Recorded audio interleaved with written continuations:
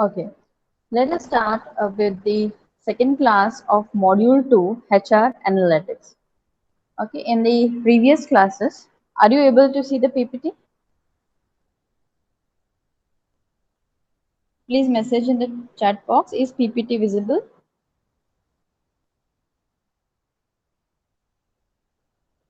Okay, great. Fine, so let us move on to the second class of HR Analytics, class 2. Right? So in the previous classes, we have seen the HR value creation, right?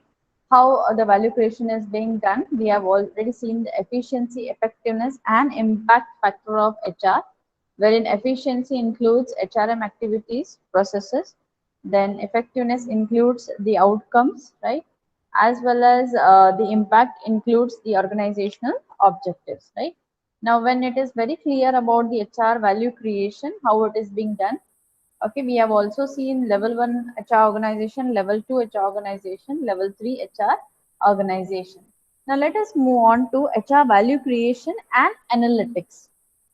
How it is connected to analytics, right? Or through analytics, how can we calculate the HR value, right?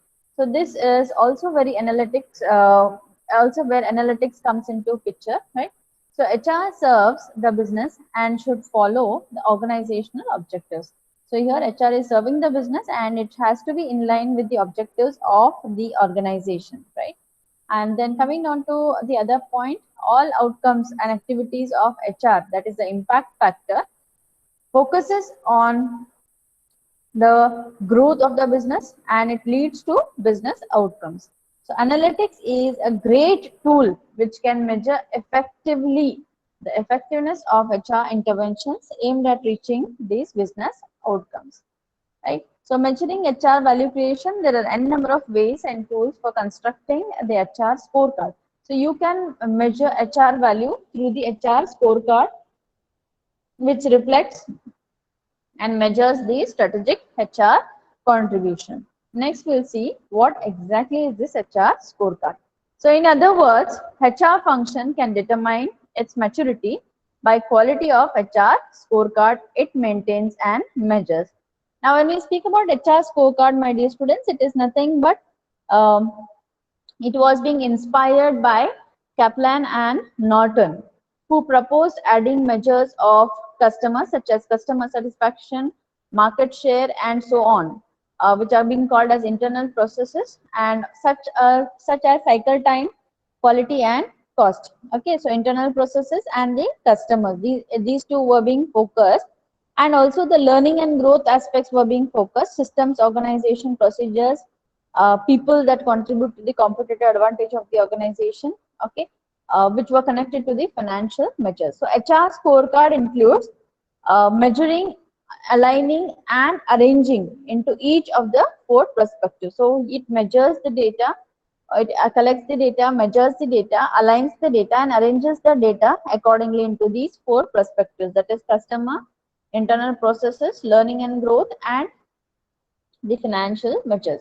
So such approach tie measures to compelling business concepts and in principle can influence links between HR measure and strategic or financial outcomes. So HR scorecard are also often limited by transferring HR to measuring only the learning and growth categories. Now here when we speak about HR scorecard, we only look into the learning and growth category. We do not look into the other three categories, right? So here, these particular aspects were being measured and applied, right? So when we speak about the HR scorecard, right, it goes into the HR functions. It determines its maturity by quality of HR scorecard. It maintains and measures. So here, the way the HR scorecard is being maintained in the organization, the quality of HR scorecard which is maintained in the organization, based on that, you can identify the maturity level of the HR functions. So by redefining its contribution in strategic HRM terms, HR can assert its value and retain its chair at the strategy table. So it is very, very important for the HR department to maintain the HR scorecard. Now here, what exactly will be in the HR scorecard or what exactly we go in for evaluating? right? So common matrices, okay, for assessing HR internal efficiency include return on investment, cost per hire. So common metrics here, basically, we look into percentage of employees trained in the company policies, right? Salary competitiveness of each and every employee, diversity rate, employee demographics, right? Gender pay gap, then number of diversity initiatives, right? All are these different categories which we look into when we speak about the HR scorecard.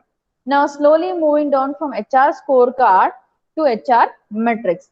Now, what is this HR metrics? Okay, it is one of the indispensable tools that the organization can use to measure HR's financial investment and leverage corresponding workforce productivity with respect to peer companies. Okay, so by using benchmarking data in right context, organization can transform HR strategy to achieve and surpass industry performance standards. Now, basically, when you speak about HR metrics versus benchmarking, right? So, strategic HR metrics metrics is nothing but it speaks about the HR investments and leveraging corresponding workforce productivity with respect to the peer companies. That is nothing but benchmarking. So here, I hope you all know what is benchmarking. I need not explain again the benchmarking context. Okay. So here, when we speak about strategic HR metrics versus benchmarking, so here there are various matrices which are being calculated, and these matrices are being compared to the other peer companies, and then benchmarking is being done. So you set the best benchmark, okay, through this HR matrices. Now, let us move on to matrices, right? So, before going to matrices, let us see what exactly is benchmarking. Right? Benchmarking, basically it is a mechanism for measuring processes, practices and results against the competition to improve performance. So, it is a mechanism which measures the processes, practices and results against the competition to improve the performance. So if it is used wisely, it can transform an organization's HR and people management strategy by showing how much capital practices influence the organization's performance. So it is one of the way which leads the HR to the strategic partner of the organization. So HR professionals can use benchmarking data to compare their organization against competitors or other similar organizations. So when you speak about HR benchmarking here, it is a method of creating useful comparison. So benchmarking is, when we speak about HR benchmarking here, is a process that is used in order to compare similar characteristics of HR functions across organization in order to identify milestones. So when HR professionals have data for comparison purpose, they are better able to set goals and objectives for their own company. Now moving down next to HR metrics, right? So HR metrics is nothing but the measurements are the measurements used to determine the effectiveness and efficiency of HR policies, right? So we'll just see some examples later, you will understand, right? So here when we speak about HR metrics, it is nothing but the data, that is numbers that reflect some descriptive detail about given process or the outcome. Now here, if you could see, my dear students, the 14 HR matrices are being given within, as an example. So first HR matrix is time to hire, cost per hire, early turnover, right? Then time since last promotion, revenue per employee, performance and potential, then billable hours per employee, engagement rating, cost of HR per employee, ratio of HR professionals to employees, ratio of HR business partners to per employee, turnover rate, effectiveness of HR software, absenteeism rate. All these are various matrices which are being measured when we want to understand the HR value in the organization. Now, when you speak about the matrices, I hope it's very clear. Any confusion till here? Students, if you have any confusion, you can unmute yourself and you can ask me. Any doubts, any confusions?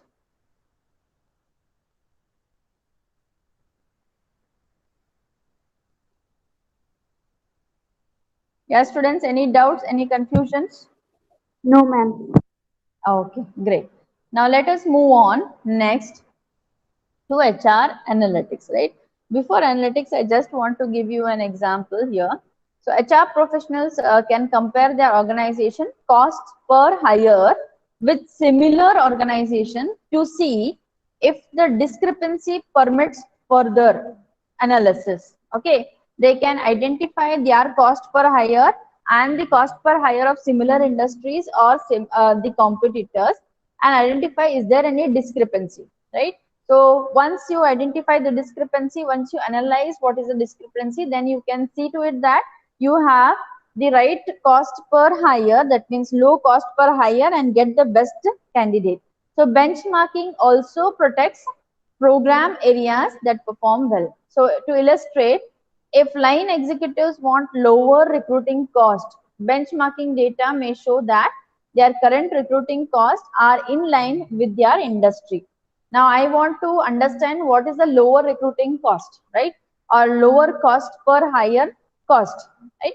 So when I compare it to other industries and I compare it to other competitors who are there, and I find that my cost per hire is really minimum, right? What other industries are having, I can find that yes, I am in line, but still I am going to get the best candidates, right?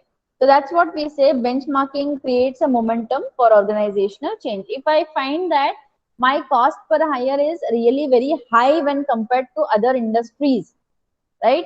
So I can understand that I am spending more on hiring practices. So I need to reduce it. Okay, I need to put a I need to keep a benchmark for that, a limit for that. Okay, that's what we could say is benchmarking.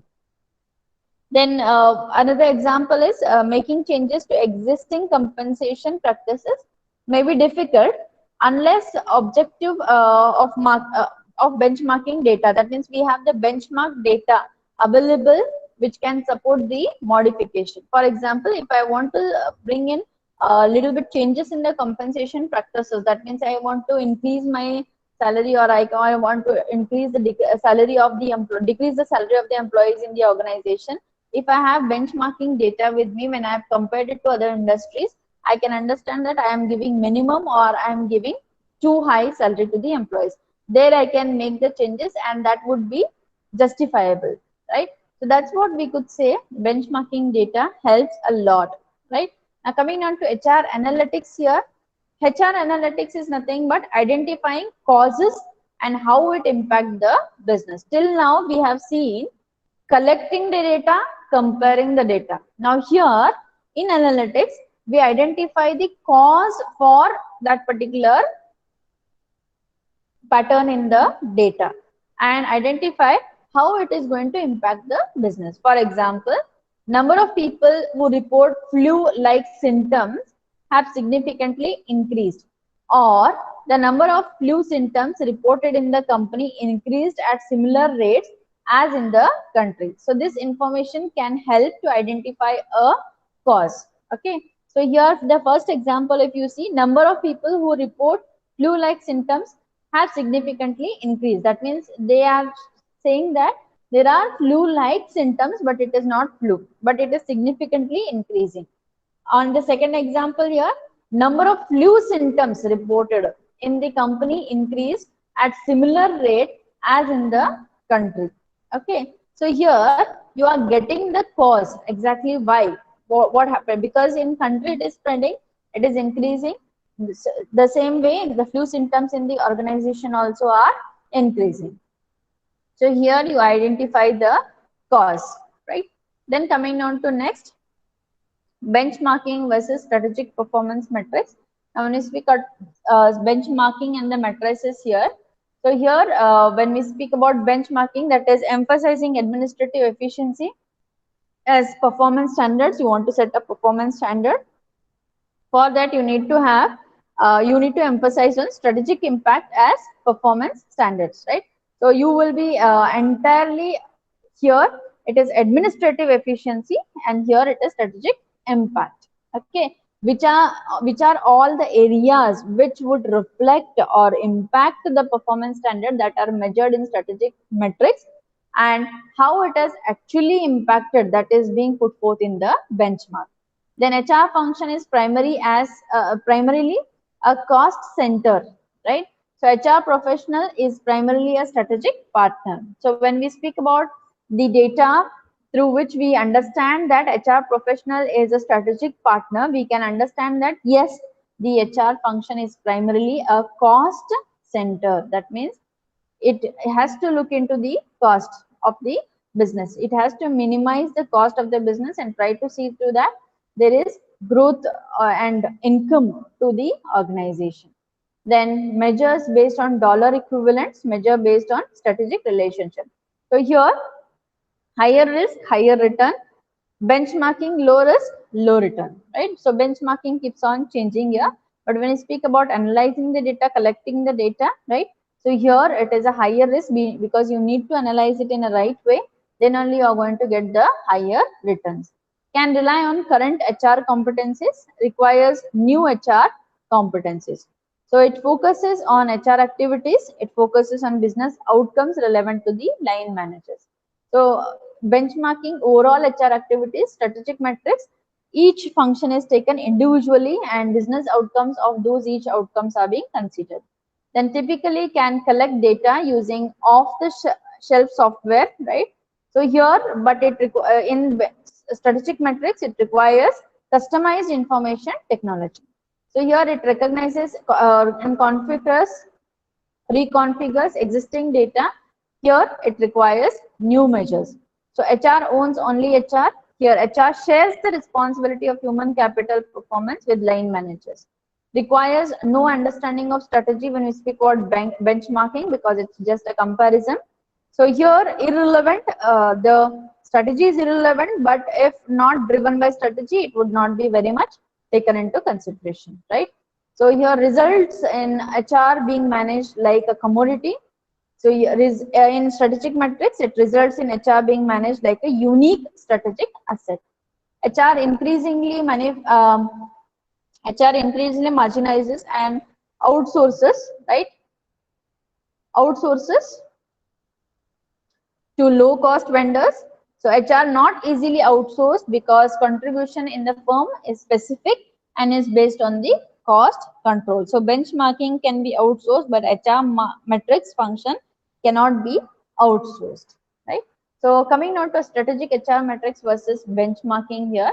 The human resource metrics are measurements that help you to track key areas in HR data, right?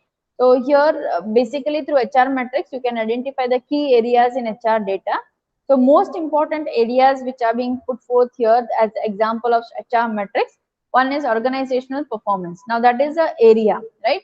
Now what data will prove about the organizational performance, percentage of turnover of the employees, percentage of regretted loss, right? Statistics on why personals are leaving, absence percentage and behavior, recruitment, that is time to fill, number of applicants and recruitment cost. All these are various matrices which speak about the organizational performance, right? So when we speak about HR operation, so efficiency, time to resolve HR self-service tickets, that means grievances which are being raised in the organization, and HR effectiveness, that is perception of HR service quality, right? That is ultimately the outcome. Then process optimization. So HR metrics and analytics in this area focus on changes in HR efficiency and effectiveness over time.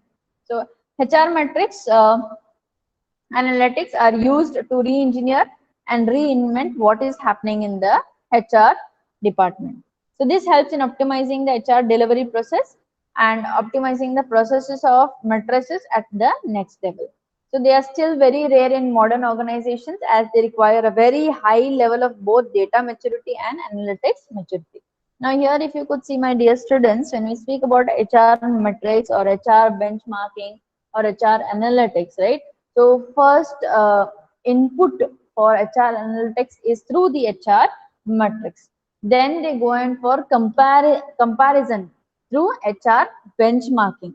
Identify what is the benchmark which is to be set in the organization, basically when it comes to HR functions. And then finally they go in for analyzing, okay, analyzing everything, right?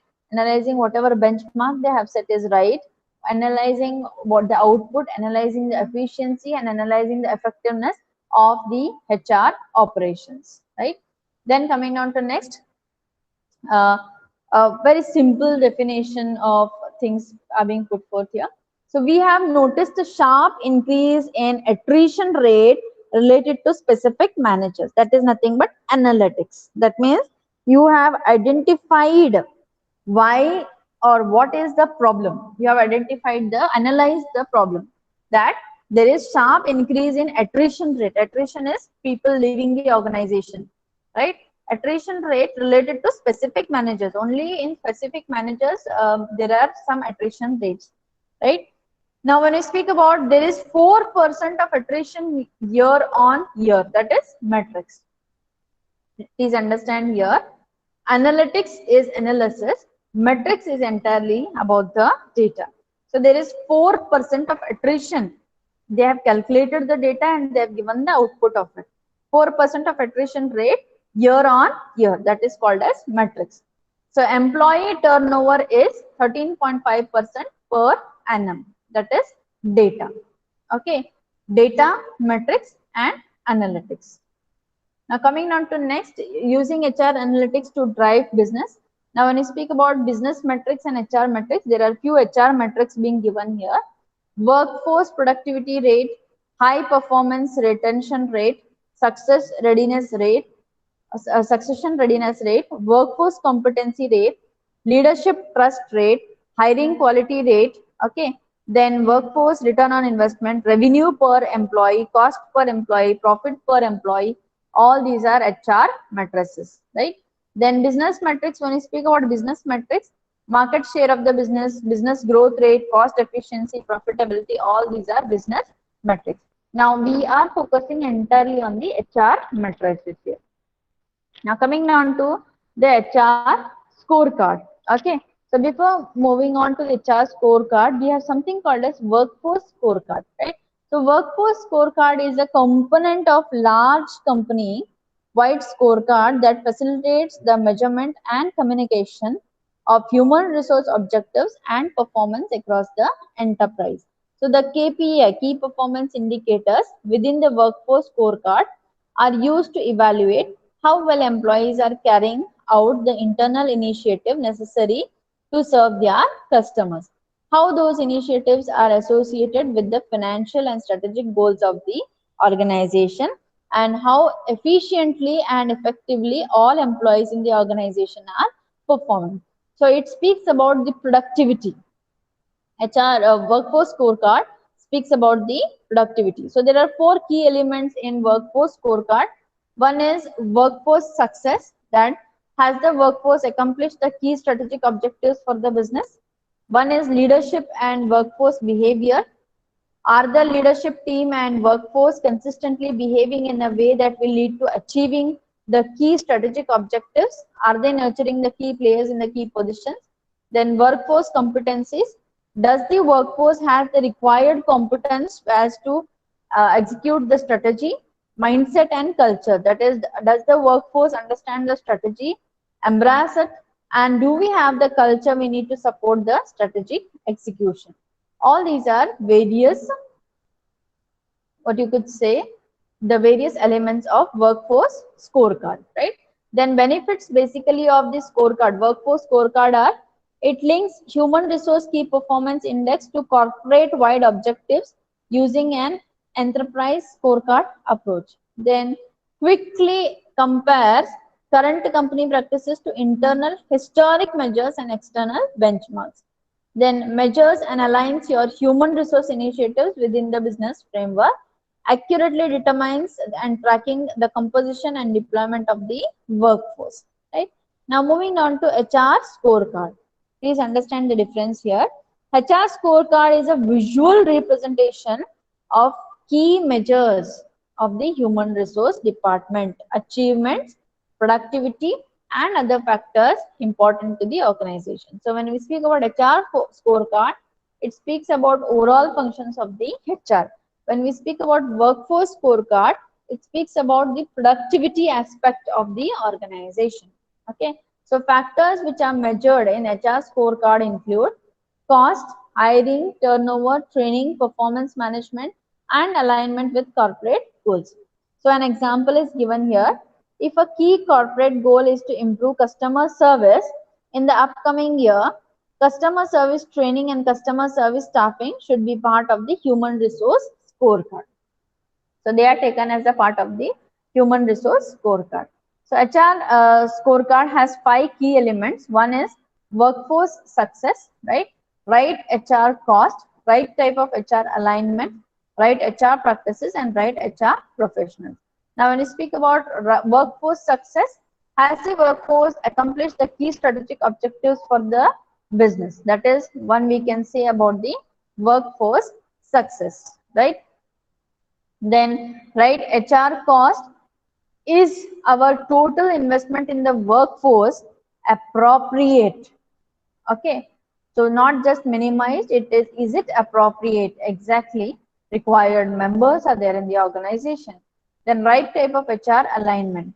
Are our HR practices aligned with the business strategy and differentiated across positions where appropriate, right? Then fourth element is right HR practices. That is, have we designed and implemented world-class HR management policies and practices throughout the business? Are employees happy with these HR practices? Then HR professionals, do our HR professionals have the skill they need to design and implement a world-class HR management system? All this do come in HR scorecard. These are 5 key elements of HR scorecard. Now, as I said, workforce scorecard we have already seen. It argues that maximize the strategic contribution of their workforce. Organizations must meet 3 challenges. That is, view their workforce in terms of its potential contribution rather than as cost to be minimized. Now here, what workforce scorecard, HR scorecard says that you have to minimize the cost and maximize the output. Workforce scorecard says that you can minimize, you need not minimize the cost. You need to see to it that the potential contributions then as the cost to be minimized. Then that means you need to see to it that cost, you need not concentrate on cost to be minimized, but you see to it that there is potential contribution from the employees in the organization. Then it says replace benchmarking metrics with the measures that differentiate levels of strategic impact. Okay, so here they are saying that you do not set only one benchmark. You see to it that you have different levels of strategic impact. That is metrics challenge, and hold line managers and HR professionals jointly responsible for workforce quality and strategic execution. So here prospective challenge, metric challenge, and executive challenge are being given by the workforce scorecard, right? I'll not again concentrate on this workforce scorecard, I've already told. Now coming on to the difference between all these three. Now we have all heard the term balanced scorecard. It is nothing but it shows the success of the operation, it shows the success of finance, it shows the success of customers, right? Customer success, financial success, operational success are measured in balanced scorecard, right? So strategy for the business, right? Then we have strategy for workforce, that is workforce scorecard. It speaks about workforce success, competencies of the workforce, behavior of the workforce, mindset and culture of the workforce. Now it entirely deals with the workforce, right? Then strategy for the HR functions, HR scorecard. That is, it measures the HR practices being followed, the HR systems being implemented, and the competencies of HR staff who are deployed in the organization. So of all the factors affecting firm performance that CEO and senior managers can directly influence. So workforce success, or the extent to which firm can generate a workforce with the culture, mindset, competencies and strategic behaviors need to execute its strategy. So is both the most important and most underperforming asset in most of the business. So in an economic environment marked by hyper competition, anything less than optimal workforce success is a direct threat to very survival of the firm. So workforce scorecard, if it is very much underlying, if you do not have workforce success, if you do not have performing employees in your organization, if you do not have right competencies in your organization, if employees behavior is very much negative, mindset and culture do not adjust to the mindset of the employees, automatically it poses a threat to the organization, right? Ultimately what happens is your HR systems or HR scorecard fails, right? And ultimately the balance scorecard also fails. So all these three are interdependent on each other. So HR scorecard is measuring and reporting tool. HR analytics is forecasting tool. Workforce scorecard is workforce measurement tool. So please understand, my dear students, here. HR scorecard is measuring and reporting tool. You measure the things and you report. HR analytics is a forecasting tool and workforce scorecard is a workforce measurement tool. As I said, it only deals with the workers, employees as well as productivity. So it is a workforce measurement tool. So coming down to this particular example here, when we speak about the metrics, right? So here there is 4% of attrition year on year. That is the analysis what was being given. That means you will just give it into the data, right? So here the analysis of it, that means in future or at present, there is a sharp increase in attrition rate related to specific managers. So this is a specific thing which you have told, right? Then coming on to next, people capability maturity model, right? So before going to people capability maturity model, I just want to understand whether there is any confusion. Yeah, Asmita. Asmita, are you there? Asmita,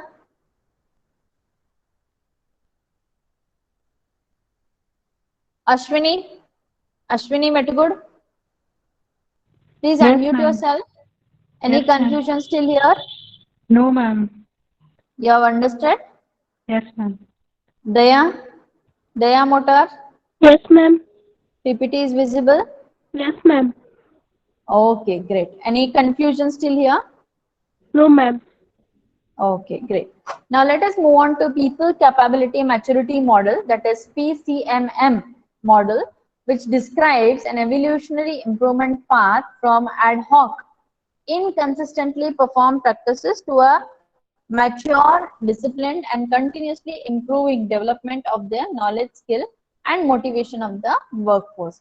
So PCMM helps software organizations. Most of the software organizations do use this people capability maturity model.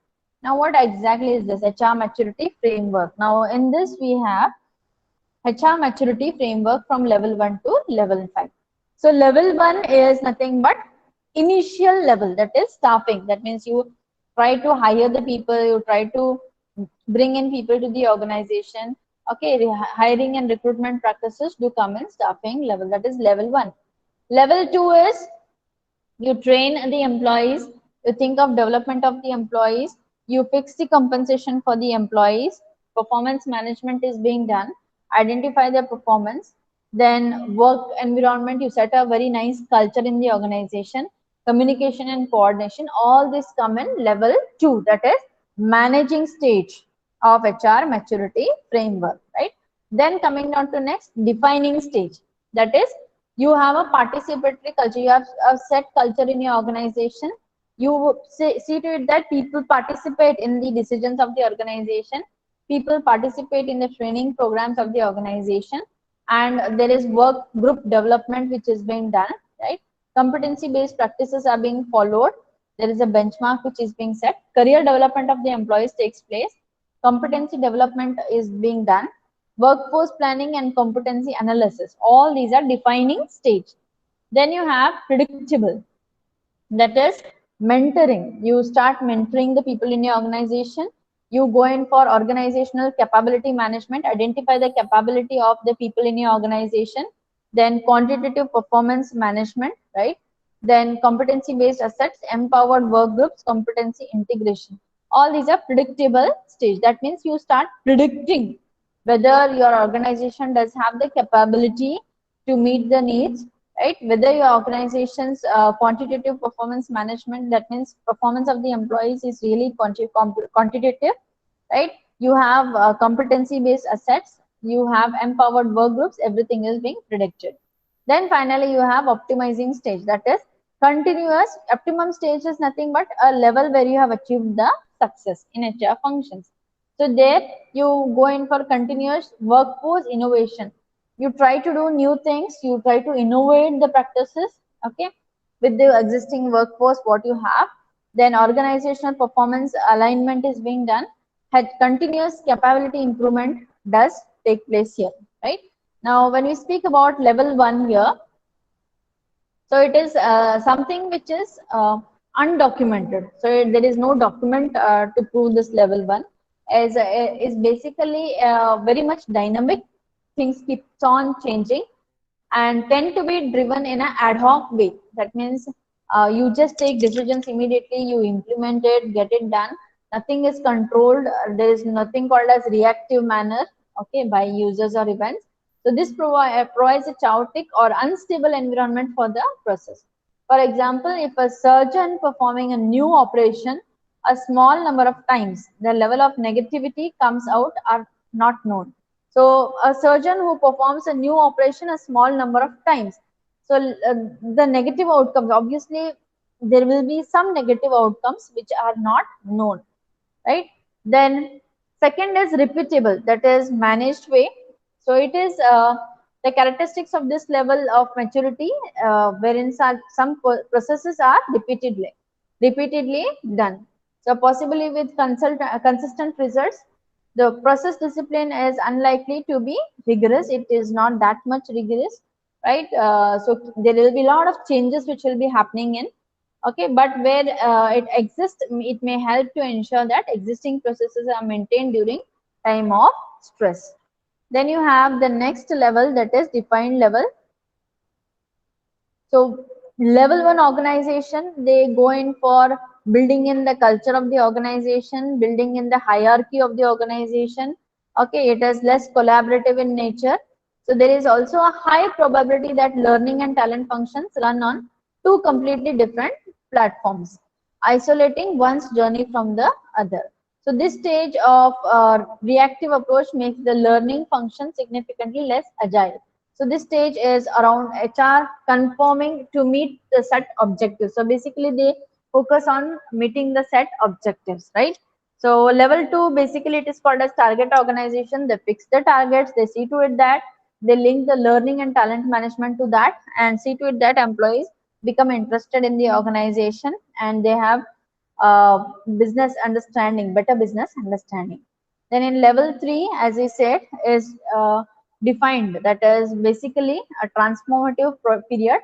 So here in this particular level, there are set of defined and documented standards, processes, everything is set in this particular stage. That means everything is, all the processes of HR functions are defined, established, and subject to some degree of improvement over time. Okay, some little bit of improvements. There is no too much of improvements or changes as in level 1 and level 2.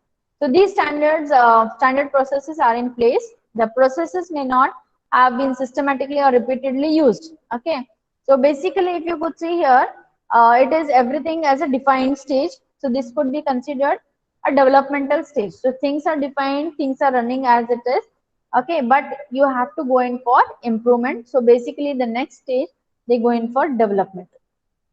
Okay.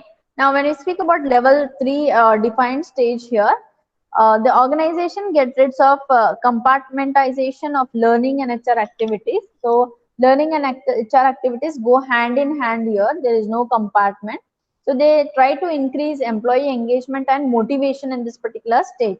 So this stage also represents a shift from command and control type of management and puts the employees in the driver's seat to allow them to chart their own career paths. That is what we could say about the defined path.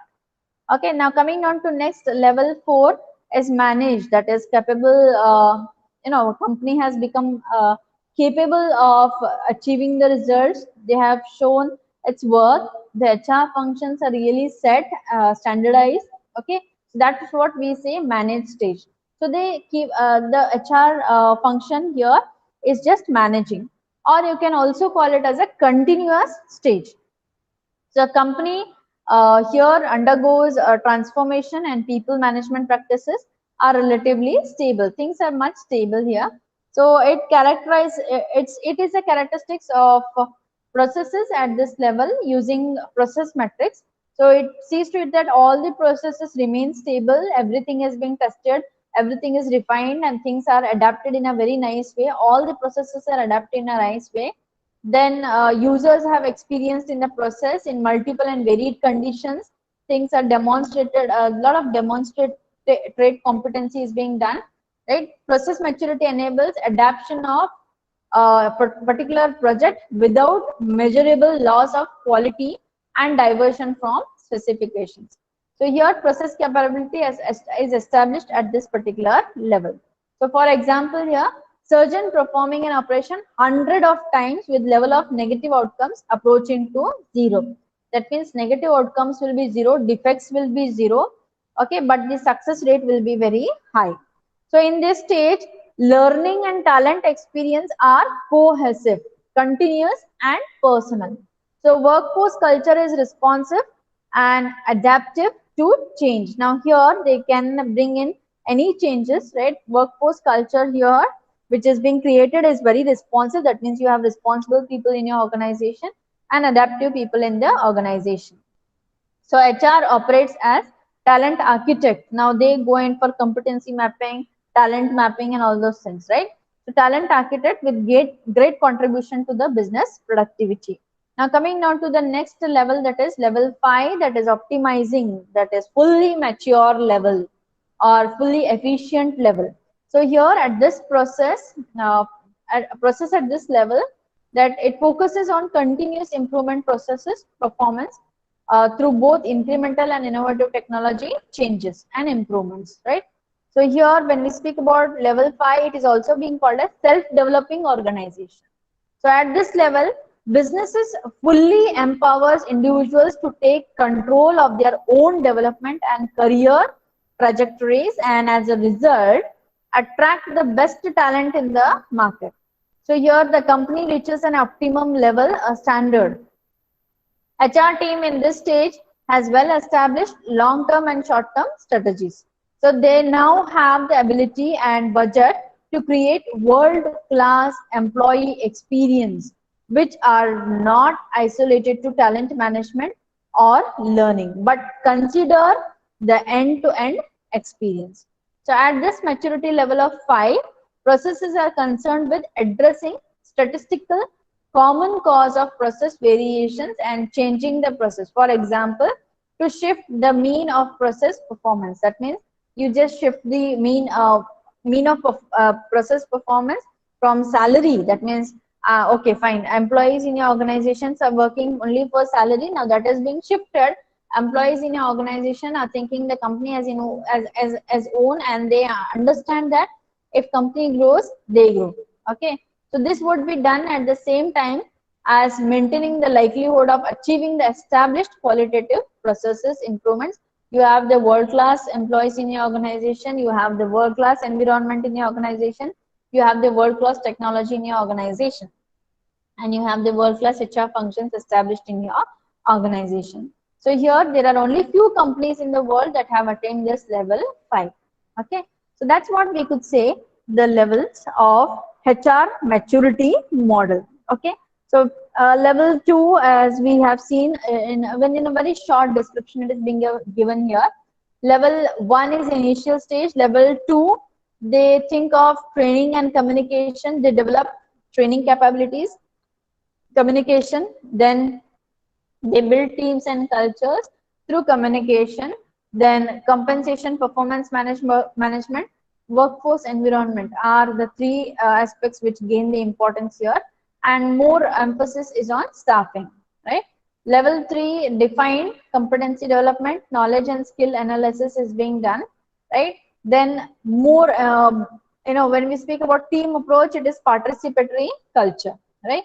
Then motivating and managing performance, basically competency based practices, career development have the highest focus here, and it is the workforce planning which is being done here. In level 4 managed, mentoring comes into picture when it comes to developing capabilities. Here please understand students, training and communication, then developing the competencies, developing the knowledge, developing the skills and analyzing the skills do come in. So after training, you try to analyze the knowledge and skills and you try to develop the competency. And then once the competency is developed, you have competent people in your organization, you go in for mentoring the people in your organization. Then afterwards, coaching, personal competency development, personal growth or career growth in the organization do take the priority here. When it comes to building teams, first it is just communication which happens between the team members, then participatory culture being raised here, and then you have teams built, and then continuous innovation in the teams will happen. Okay, in the same way, staffing, workforce planning, organizational competency management, and continuous workforce innovation. So these all are the processes. Now, changing trends in talent acquisition, right? So here, basically, when we speak about changing trends in talent acquisition, what continues is building employer brand continues to be kept on priority for 50% of the organization. When they go in for hiring, recruiting, or talent acquisition, first priority is given for building employer brand, right? So they try to create the brands. How product brand is being created or is being created, in the same way employer brand is being created, right? Pre-hiring assessment is being done basically through analytics, right? 46 of the companies use social media for their employer branding and sourcing and engagement. What is changing at present now? 56 of the companies believe artificial intelligence in sourcing and interview is the next big thing. So basically, they may use the softwares, the machines to go in for hiring practices, to implement the hiring practices, that is sourcing and interviewing and all those things, right? So basically, they are looking into artificial intelligence. 36% of the companies are preparing for recruitment processes to be automated soon. Everything will be automated. Most of the companies have already implemented it, right? So they have chat bots wherein they'll be the candidates will be replying to the questions, and the software itself will calculate which resumes are suitable for this particular job, screen the resumes and give it across, right? All these things are going on. 50% use employee engagement score to measure their branding impact. So 50% of the companies use their employees to brand their company. That means the employees are used as the brand ambassadors to create the employer brand. Okay. So coming down to HR dashboard, I hope till here it is clear. We'll end the class today, right? Any questions till here? Kusum Chogle, any questions? Kusum Chogle, are you there?